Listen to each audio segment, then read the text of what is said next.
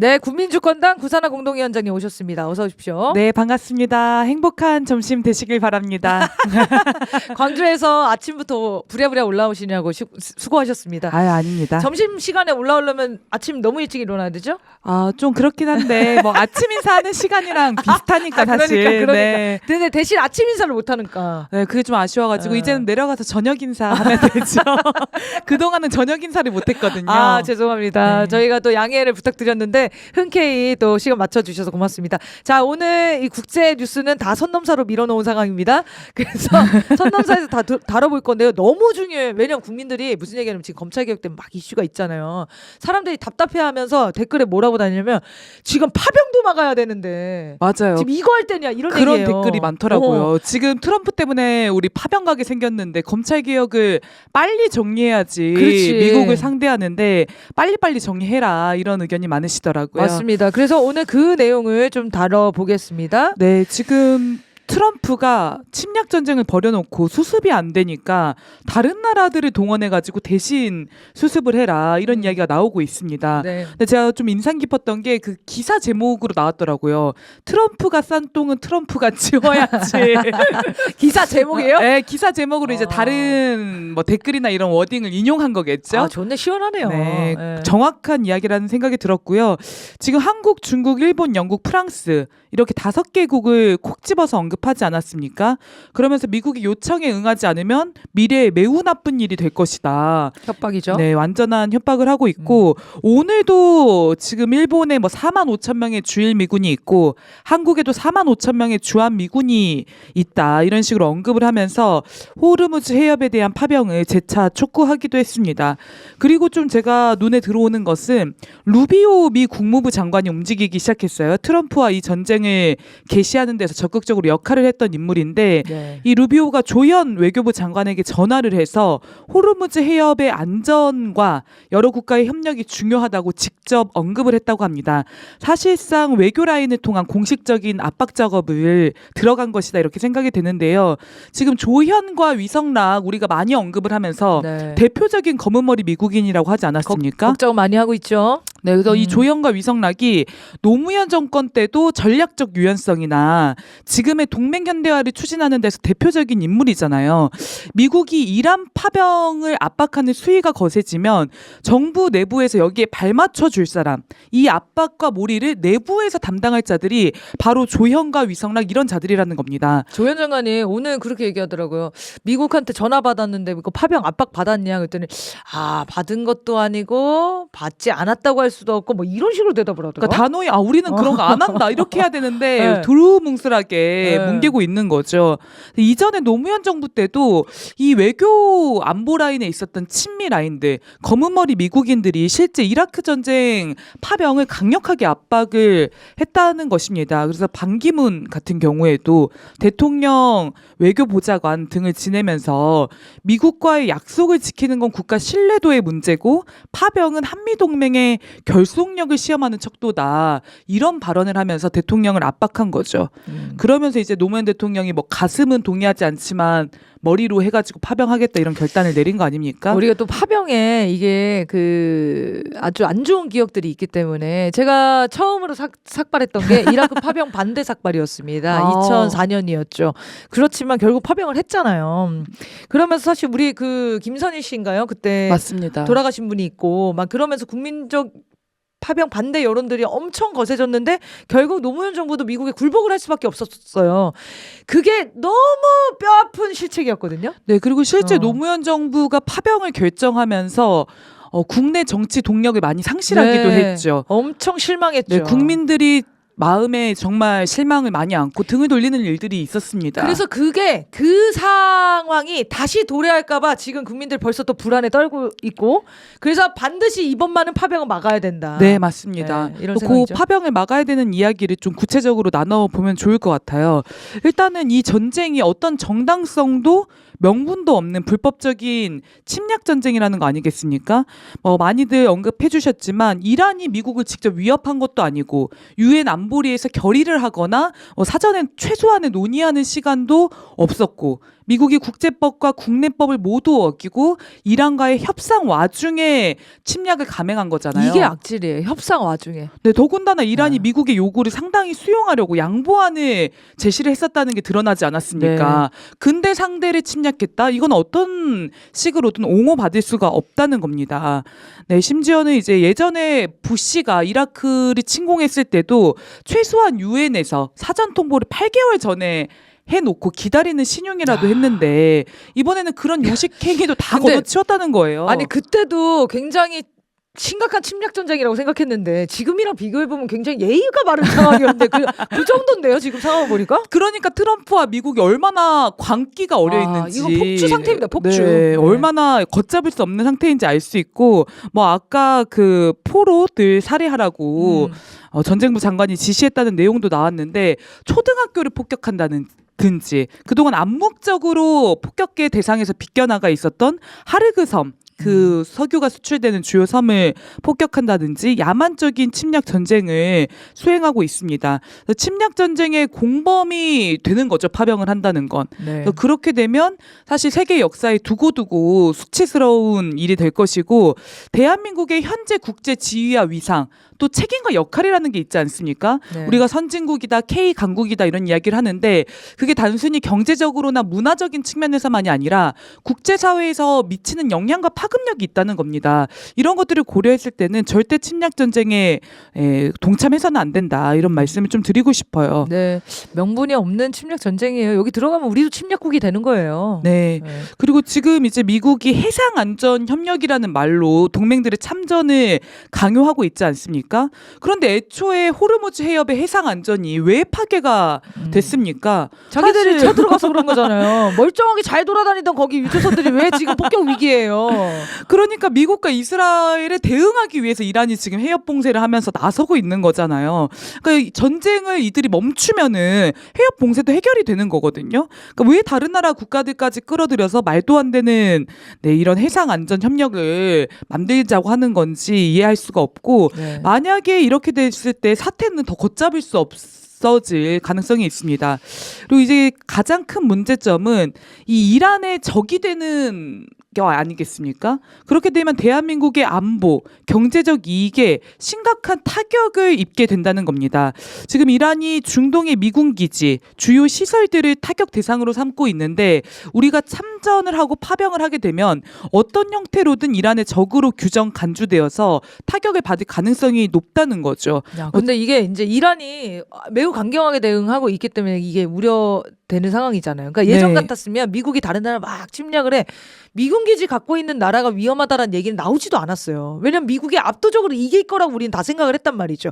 근데 지금 완전히 형국이 반대로 뭐라고 합니까? 역전된 거 아닙니까? 맞습니다. 이란이 너네 이렇게 본토까지 우리는 안 날려도 미국과 관련된 모든 것을 칠 거야 이렇게 해버리니까 다른 나라들이 미국의 이 침략 전쟁에 동참하지 않아도 되는 명분도 줘. 맞습니다. 이렇게 된 겁니다 지금. 그리고 중동 내 지금 미군 기지뿐만이 아니라 만약에 참전을 결정하게 되면 적국으로 규정되고 그렇지. 한국 내 주요 시설, 중동에 굉장히 많지 않겠습니까? 기업이라든지 정부 시설 이런 데가 타격 대상이 될 수도 있는 것입니다. 지금 이란이 적국과 그 동맹국, 미국과 이스라엘을 제외하고는 통행 보장을 약속하겠다 이런 입장을 밝혔습니다. 외무부 장관이 나와서 대화하고자 하는 국가들에게 호르무즈 해협이 열려 있다 이렇게 이야기를 했는데요. 인도와 튀르키예 선박이 지금 해협을 통과했다고 하고요. 프랑스와 이탈리아도 협상을 추진하고 있다고 합니다. 우리 정부도 지금 미국의 이런 야만적인 파병 요구에 따를 것이 아니라 국민의 생명과 국익을 위해서 이란과 대화하고 협상할 길을 모색하는 게 필요하지 않은가 싶고 네. 지금 실제 이 호르무즈 해협이 봉쇄되면서 한국 경제에 심각한 타격이 되고 있습니다. 지금 유가 급등 문제 때문에 정부가 석유 최고 가격제까지 도입하면서 애를 쓰고 있는데 반도체가 우리 경제의 핵심이잖아요. 네. 근데 반도체 핵심 물질들이 카타르, 중동에서 대체로 수입이 된다고 합니다. 한 65% 정도. 그러니까 호르무즈 해협이 계속 봉쇄된 상태에 있으면 우리는 반도체 전체 타격도 받을 수밖에 없는 거고요. 이게 전쟁이 끝난다고 하더라도 이란과의 적국 관계가 계속 규정이 되어 있으면 너네는 적성 국가니까 언제든 우리를 칠 수 있지 않겠어? 네. 너네 선박은 우리 통제할 거야. 이렇게 나올 수도 있다는 겁니다. 지금 참전의 문제만이 아니라 이후에 우리 경제 안보에도 상당히 타격을 미칠 가능성이 높다라는 네. 것이고요. 네. 그리고 미국의 이 패권 몰락이 더욱 가속화되는 속에서 그 대가를 우리가 치를 수는 없다라는 말씀도 좀 드리고 싶어요. 지금 이 전쟁이 아까 김지선 사회자님도 말씀하셨지만 오히려 미국이 죽을 자리를 더 파는 꼴이 되고 있지 않습니까? 지금 미국 내 이란 전쟁 지지율 여론이 27%래요. 아, 거기도 우리나라랑 비슷하네. 뭔가 20%는 안 무너지나 봐. 국힘당? 있나 봐요, 그 사람들이. 네. 근데 너무 압도적이네요. 네, 이라크 때가 76% 지지를 했다고 하니까 굉장히 압도적인 거고, 지금 이란이 위안화 거래 원유만 호르무즈 통과시키겠다 이런 입장도 내고 있어서 달러 패권도 급격히 악화될 가능성이 있습니다. 그리고 유가가 폭등하면서 대한민국 경제도 몸살이지만 직격탄에 맞는 건 미국 경제 아니겠습니까? 그렇죠. 네, 미국이 안 그래도 물가 상승 못 잡아가지고 트럼프 탄핵의 결정적인 이유로 꼽히고도 있는데 지금 스태그플레이션 압박에 굉장히 시달리고 있다는 겁니다. 장기전으로 가면 갈수록 미국이 헤어날 길은 없어지는데 그 부담을 우리한테 지라는 거잖아요. 네. 우리가 희생해서 그 부담을 덜어주라는 거죠. 네. 우리가 왜 그래야 됩니까? 그러니까요. 네, 그래서 지금 대한민국 정부가 신중하게 검토하겠다는 입장을 밝혔어요. 근데 이 사안은 신중할 필요도 없고 검토조차 할 필요가 없다라고 생각합니다. 즉각적이고 분명하고 매우 단호하게 미국의 침략 전쟁에 선을 긋고 거부를 해야 합니다. 지금 이탈리아, 스페인, 호주, 독일, 영국 등등등 미국의 주요한 동맹 국가들이 등을 돌리고 있습니다. 영국의 스타머 총리가 우리는 더 큰 전쟁에 휘말리지 않을 것이고 이 전쟁이 끝나기를 바란다 이런 입장을 밝혔고요. 독일도 이 전쟁은 우리의 전쟁이 아니다. 우리가 시작한 전쟁도 아니다. 이렇게 입장을 냈습니다. 대한민국 정부도 이런 입장을 명확하게 내야 되는 거죠. 우리가 지금 입장을 안 내고 있죠? 네, 아, 신중하게 검토하겠다. 요 정도 입장밖에 없는 거죠. 알겠습니다. 네. 네. 그리고 하나만 더 언급을 하면요. 지금 대한민국 헌법 5조 1항에 따르면 국제 평화 유지에 노력하고 침략적 전쟁을 부인한다라는 헌법 조항이 있습니다. 이 침략 전쟁에 동참을 하는 거는 그 자체로 위협이 될 수밖에 없다는 것을 좀 말씀드리고 싶습니다. 네. 그래서 지금 명백하게 파병할 수 없다. 그리고 심지어 지금 국힘당도 송원석이 그러더라. 송원석 봤어요? 국회에서 논의해서 이건 국회 통과해야 된다는 거예요. 파병은 매우 중요한 문제이기 때문에 나는 보내자고 할 줄 알았어요. 국회에서 자기들이 보내고 싶은 거 아니에요? 아, 우리가 자기가 뭔가 공을 내가 세워야 보내고 싶다. 되는데 트럼프한테 충성을 우리가 바쳐야 되는데 혹여라도 이재명 대통령이 그 공을 가로챌까봐 이 그러니까. 친미주의자들은 자, 이때가 기회다 하면서 또 이재명 정부를 흔들어 보려고 하는 세력들이 맞습니다. 기어나올 거 아닙니까? 그럼 우리 국민들이 뭘 할 거냐?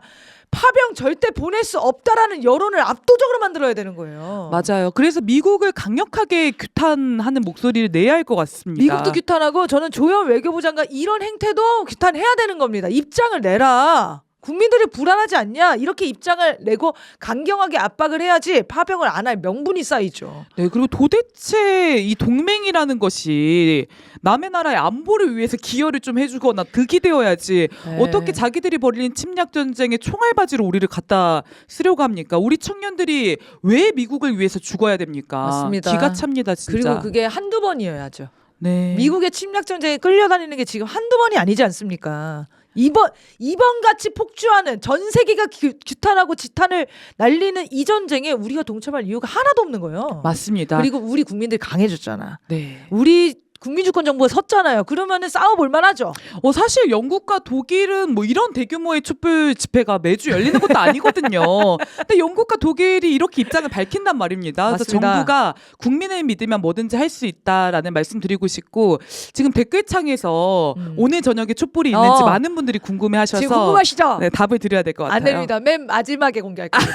끝까지 시청하셔야지만 오늘 집회 공지하는지 안 하는지 얘기 드릴 수 있습니다. 아, 정말 능숙한 사회자이시군요. 왜냐면 중간에 얘기하면 또 이게 튈 수가 있으니까 마지막 마무리할 때 정리해서 최종 공지를 하도록 하겠습니다. 네. 이런 와중에 지금 3월 9일부터 진행되고 있는 한미연합 군사훈련이 다른 축으로 한반도의 전쟁 위기를 또 고조시키고 있습니다.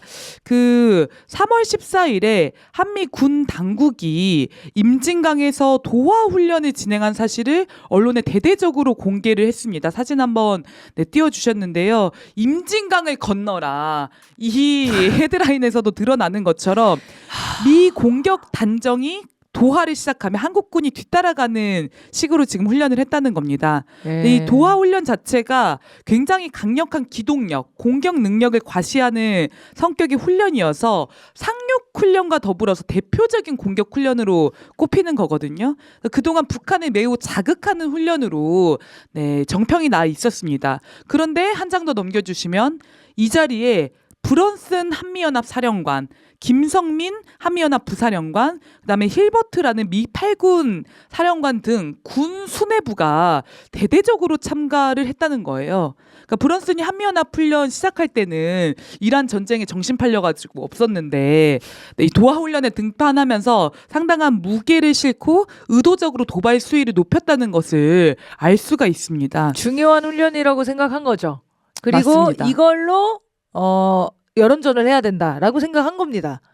그래서 매우 악의적이라는 거예요. 북한을 자극하려고 하는 목적으로 하는 겁니다. 이 훈련을.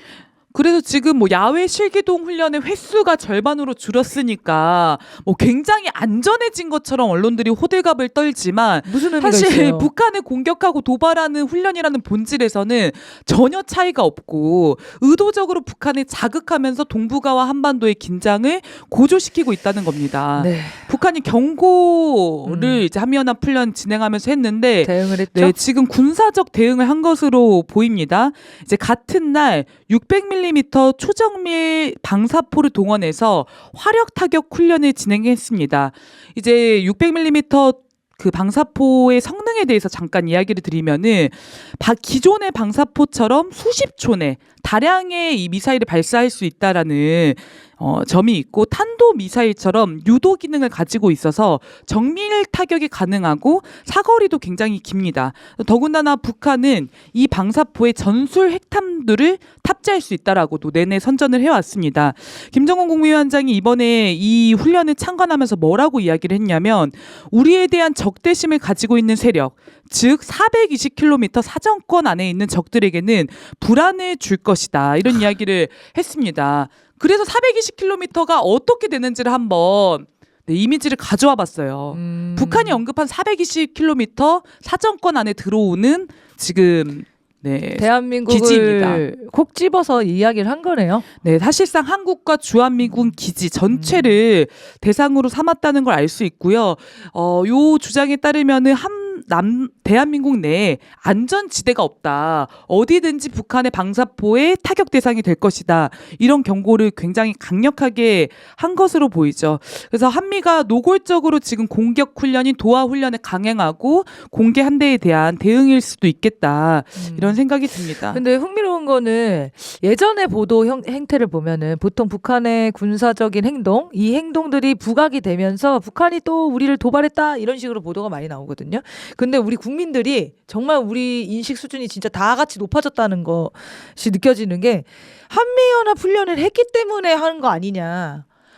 여기에 이제 반박을 못할 정도로 그 서로 합의하는 그 내용들이 많아진 것 같아요. 맞습니다. 그런 생각이 들어요, 진짜. 그러니까 애초에 그 훈련을 하지 않았더라면 북한에서 저렇게 콕 집어서 네. 군사적 대응을 하진 않았겠죠. 그러니까 이 훈련을 강행하게 되면 사진 한 번만 다시 띄워주시면 지금 만약에 자칫해서 군사적 충돌이 이어지면 저기가 동시에 다 타격 대상이 그러니까요. 된다는 겁니다. 그러니까 전쟁 초기에 아예 의지를 없애겠다는 게 북한의 이야기지 않았습니까? 네. 그래서 이 훈련을 하면 할수록 전쟁 위기는 더 고조되고 한반도의 안보 불안은 더 심해진다는 걸 한 번 더 확인시켜준 것 같습니다. 근데 이제 이 와중에 김민석 총리랑 트럼프 대통령이 만났어요. 근데 보도를 보니까 북미 대화 얘기를 했다는 거예요.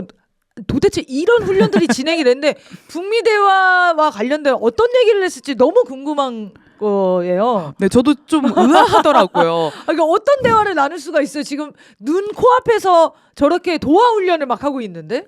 그러니까 지금 트럼프가 김정은 국무위원장과 좋은 관계를 유지하고 있다 이렇게 말하면서 미국이나 나와 대화를 원하는지 궁금하다라고 김민석 총리한테 물었다고 하잖아요.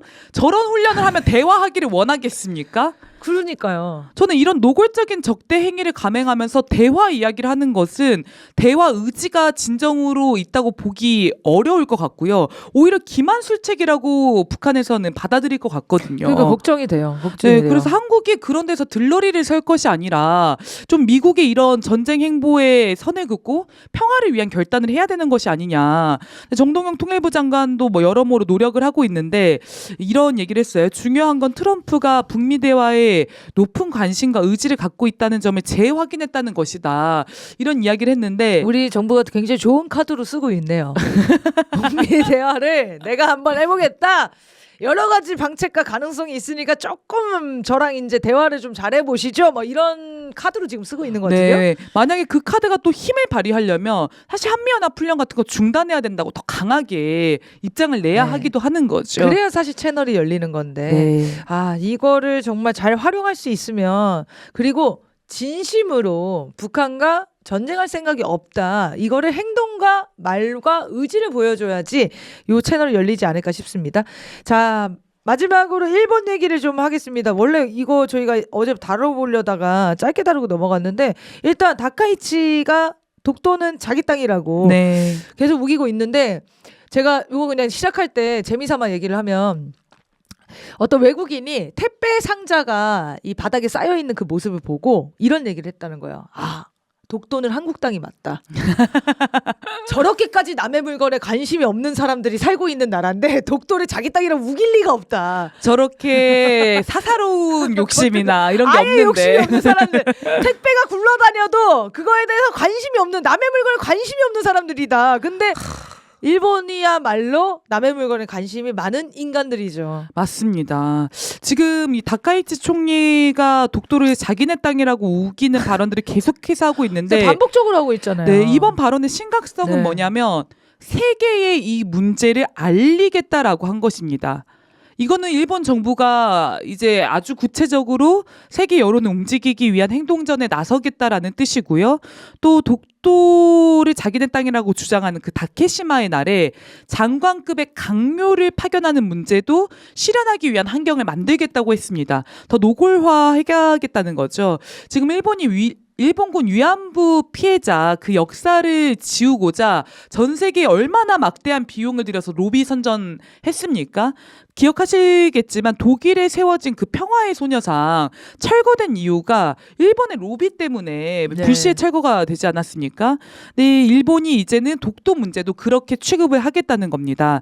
그리고 이게 말뿐만이 아니라 더 위태롭게 느껴지는 건 뭐냐면 일본이 무장력을 강화하는 속에서 이 발언이 나왔다는 거예요. 그러면 일본의 무장력 강화가 어떤 것을 정조준하는지 다시 한번 확인이 되는 거죠. 그 지난주에 최근에 일본이 구마모토현에 장사정 미사일 배치했다고 소개드렸는데요. 그때 중국과 북한이 사정권 안에 들어와서 강경하게 반발하지 않았습니까? 근데 중국과 북한이 사정권 안에 들어온다는 것은 당연히 독도는 물론이고 한국 전역도 포함이 되겠죠. 그래서 일본의 군사력이 커지면 커질수록 독도에 대한 영유권 주장이 외교적인 수사를 넘어서 실질적인 군사적 위협으로 다가오고 있다는 것입니다. 그래서 우리는 이걸 단호하게 대응을 해야 되는데 지금 외교부가 이를 비판하는 입장을 내고 뭐 집권 여당인 민주당에서도 규탄 입장을 냈습니다. 그런데 입장만 내는 것만으로는 너무나 약한 조치라는 거예요. 우리 영토 주권을 지키기 위해 실질적으로 양보 없는 행동전에 나서야죠. 그래야 시건방을 떨지 못하지 않겠습니까? 네, 그런 상황에서 한일 간의 협력, 교류 앞으로 정상화시켜 나가자 이런 발언들이 오히려 일본의 이런 극우적인 노선을 강화하는 데 도움이 될 수 있다는 거예요. 그게 저는 우려스럽고요. 그리고 이거 말고도 지금 전쟁 준비하는 그 조치들이 저는 이것도 궁금해요. 이란으로 진짜 파병하는 게 아닐까 이런 생각도 하거든요. 네, 지금 호르무즈 해협에 일본이 파병을 해가지고 기뢰를 제거하겠다. 뭐 이런 구상도 펼치고 있잖아요. 위헌이거든요, 이거 그리고. 네, 그리고 이게 아베 때부터 꿈꿔왔던 뭐 구상이라는 그렇죠. 거 아닙니까? 그렇죠. 근데 실제 지금 일본 국민들의 상당수가 이 자위대 파병에 반대하고 있더라고요. 네. 일본 정부가 뭐 어떻게 결단할 거기도 수 있을지 27%? 모르겠어요. 거기도 27% 정도 아닌가요? 뭐 군함 파견은 거의 뭐 7, 80% 이상은 반대하는 것 같더라고요. 그러면 20%네. 비슷해. 역시 비슷하네요. 어딘가에 다 20%들은 있구나. 아니 제가 오기 전에 뭐 그런 기사를 봤어요. 이란에 있는 친미주의자들이 왜 우리는 베네수엘라처럼 안 되고 이렇게 전쟁이 길어지냐. 거기도 20%가 있지. 정말 힘듭니다. 네, 전 작은 세계 문제는 자국이 극우들. 해결해야 돼요. 자, 네. 어쨌든 일본이 매일매일 자위대 무장을 위한 새로운 조치를 발표하고 있고 전쟁 가는 국가로 가기 위한 쉴 새 없는 전쟁 업데이트를 네. 하고 있습니다. 뭐 아까 독도 영유권 문제 때문에도 말씀드렸지만 지금 일본이 유사시 상황을 자꾸 만들어서 중동이든 대만이든 한반도든 진출하고 싶어하는 야욕을 가지고 있잖아요. 그래서 우리는 더 예의주시를 할 수밖에 없을 것 같고요. 몇 가지 소식만 좀 전해드리도록 하겠습니다. 그 일본의 방위대라는 대학이 있는데 여기가 육상, 해상, 항공자위대 간부 후보들을 양성하는 교육기관입니다. 이 방위대 교장에 그동안 학자 출신들이 임명이 됐는데 60년 만에 자위대 장성 출신인 요시다 요시히데라는 전 통합 막료장이 임명된다는 인사안이 발표됐습니다. 우리로 치면 합창의장 네. 정도라고 하거든요. 네. 근데 이게 어떤 의미를 갖냐면은 2009년도를 돌아가 보면 당시에 방위대 교장이 어떤 이야기를 했냐면 일본이 일으킨 침략 전쟁으로 일본 국익은 훼손당하고 실패로 끝났다. 침략 전쟁으로 너무 많은 아시아 국민들이 마음의 상처를 입었는데 일본인으로서 죄송하다. 이런 입장을 밝힌 적이 있어요. 그래요? 이거는 어떻게 보면 학자이기 때문에 가능한 입장이었겠죠. 네네. 근데 이런 가능성을 원천 차단하겠다는 겁니다. 아, 자위대 주요 지휘관들을 완전히 군국주의로 무장한 사람들 이런 사람들로 키워내겠다는 거고 일본의 침략 전쟁을 옹호하는 자들로 다 채우겠다는 거죠. 그러네요. 네, 그래서 교육기관까지도 군국주의자들의 통제 아래 철저히 두겠다는 의지를 드러낸 사안이라 심각한 사안이다 이렇게 볼 수 있을 것 같고요. 지금 다카이치가 이 방위대 졸업식에 참여해서 방위력 강화를 위한 모든 선택지를 검토하겠다 이런 이야기도 했고요. 자위대에 의한 억지 역할이 매우 중요해서 드론을 대량으로 운용한다든지 장기전에 대비할 필요성을 갖춘다든지 한국과 필리핀과 다국적 협력을 강화한다든지 이런 입장을 한 번 더 밝혔습니다. 이거는 이제 현대전에 맞게 자위대를 업데이트하겠다는 거죠. 그리고 계속해서 전쟁 가능한 방위력을 갖추기 위해서 직진해 가겠다는 의사를 한 번 더 드러낸 겁니다. 네. 근데 문제는 이게 말이 아니라 구체적인 행동으로 뒷받침되고 있다는 거예요. 일본 언론에 따르면은 지금 방위성 2026년도 회계연도 예산안에 무인기를 갖추기 위한 예산이 한 2조 6천억 원 정도가 있대요. 그럼 이 무인기를 어디선가 들여와야 되지 않겠습니까? 네. 어디서 들어오는지 아십니까? 아니요? 우크라이나가 우크라이나의 무인기를 가져온다고요? 네, 우크라이나가 제안을 했다는 거예요. 아, 내가 자기 주겠다? 무인기를 어. 공격형 무인기를 줄 테니까 우리 너도 패트리어트 뭐 이런 거 우리 뭐 주면 안 돼? 이런 제안이 있다는 거예요, 지금. 우크라이나 국민들한테 정말 죄송한데 너무 잊고 지냈다. 젤렌스키가 여전히 그 난리를 치고 다니는군요. 그러니까 이 젤렌스키도 제정신이 아닌 게 지금 이란 전쟁 나고 나서 자기 드론 또 중동에 팔아먹으려고 미국한테도 막 딜하려고 하지 않았습니까? 드론 그렇군요. 줄게 패트리어트 줘 이런 식으로. 근데 이런 짓을 지금 일본에도 하고 있다는 거고요. 예. 실제 진지하게 우크라이나산 공격형 드론을 도입하겠다고 검토하고 있습니다. 지금 드론의 역할이 현대전에서 매우 중요해졌는데 일본이 다른 국가를 드론으로 공격할 가능성이 매우 올라가는 거고요. 지금 이 장사정 미사일 배치한 것뿐만 아니라 미국의 토마호크 미사일을 또 반입을 하겠다고 밝혔습니다. 아, 일본에서 네, 그래서 해상자위대를 토마호크 미사일로 무장을 하겠다는 거고요. 전쟁 준비를 거의 다 끝내가는 상황인 것 같은데요, 이 정도면? 네, 지금 뭐 태평양 섬에 지난번에 방공식별구역 확대하는 문제부터 네. 전투기 배치하는 문제도 있었는데 미사일과 드론까지 착착착착 준비를 해 나가고 있는 거죠. 이 정도면 북한에서 방사포 600mm 이거 쏜 거 너무 약하게 대응한 거 아닙니까? 아니 북한 입장에서는 일본의 이 자위력 강화가 어디를 지금 대상으로 강화되고 있겠습니까? 당연히 북한, 중국, 러시아 아니에요. 맞습니다. 그래서 이전에 그 북한에서 장거리 전략순항 미사일 발표하면서 주일미군 기지나 네. 일본 열도가 그 타격 대상이라는 것을 드러낸 적도 있었는데요. 아. 지금 북한과 중국 뭐 여러 각국이 일본의 재무장에 대해서 굉장히 우려하는 목소리를 내고 있습니다. 너무 위태로운 상황으로 가고 있는 것 네, 같아요. 근데 한국도 그런 입장을 내야 맞다는 거예요. 이렇게 정신 못 차리고 재무장의 길로 폭주하면서 우리 영토를 지네 땅이라고 우기고 있는데 네. 우리는 더 강경한 입장을 내야 하지 않겠습니까? 그런데 우려되는 것은 그런 입장을 내기보다는 한미일 군사 협력이 변함없이 계속되고 강화되고 있다는 것입니다. 그 최근 북한이 그 방사포 발사한 것에 대해서 한미일 외교 관계자들이 또 회의를 해가지고 북한을 규탄하는 입장을 내고 한미일이 긴밀히 협력해 나가겠다 이런 입장을 표명을 했습니다. 아니 이게 보십시오. 미국도 전쟁으로 폭주를 하고 있고 일본도 전쟁 준비를 하고 있는데 한미일이 같이 협의를 하면 같이 전쟁 준비를 한다는 건가요? 근데 너무 웃긴 거는 황당한 거는 그래서 북중러가 대한민국을 쳐들어오겠다고 하고 있냐는 거예요. 매우 반복적으로 인연을 끊자고 하고 있어요. 방벽을 세우고 있고. 맞습니다. 이런 훈련 때문에 이런 행보에 동참하는 것 때문에 오히려 우리는 전쟁으로 더 타격 대상으로 끌려가고 있지 않습니까? 휩쓸려가고 있는 거죠. 아 걱정됩니다 네. 진짜. 마지막으로 좀 마무리 드리면서 지금 한미일 군사협력이 어떻게 진행되고 있는지 말씀드리고 싶은데 실시간 미사일 정보를 공유하는 것과 프리덤 엣지라는 해상, 공중, 사이버, 우주 모두를 포괄하는 다영역 훈련을 윤석열 때 정례화한 게 지금도 이어지고 있고요.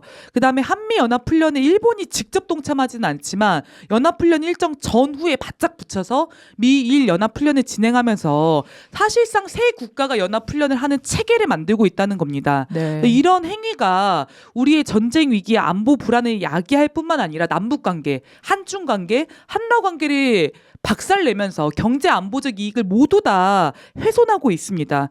이제는 미국과 일본만 배불리는 이런 올가미를 던져버리고 새로운 시대, 새로운 관계로 나아가야 될 것이 아닌가 이런 생각이 듭니다. 네, 우리가 해야 될 일들이 또 맡겨졌네요. 자, 국민들이 주권을 지키는 길에 앞장서 나가야 되겠습니다. 자, 오늘 집회 공지를 드려야겠네요. 오늘 저녁 7시 민주당사 앞 촛불 문화제는 예정대로 진행이 됩니다.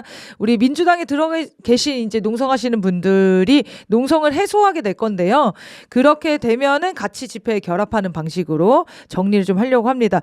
공식적인 촛불행동 입장은 지금 정리 중입니다. 정리해서 공지되는 거 확인하시고요. 오늘 저녁 7시 민주당 앞 촛불 문화제는 예정대로 간다. 보안 수사권 폐지도 해야 되고 조의대 탄핵도 안 됐습니다. 해야 할 것들을 국회가 할 수 있게 국민들의 목소리를 내도록 하겠습니다. 오늘 촛불행동 공지 꼭 확인해 주시기 바랍니다. 이따 저녁에 뵙겠습니다. 고맙습니다. 네, 시청해 주셔서 고맙습니다.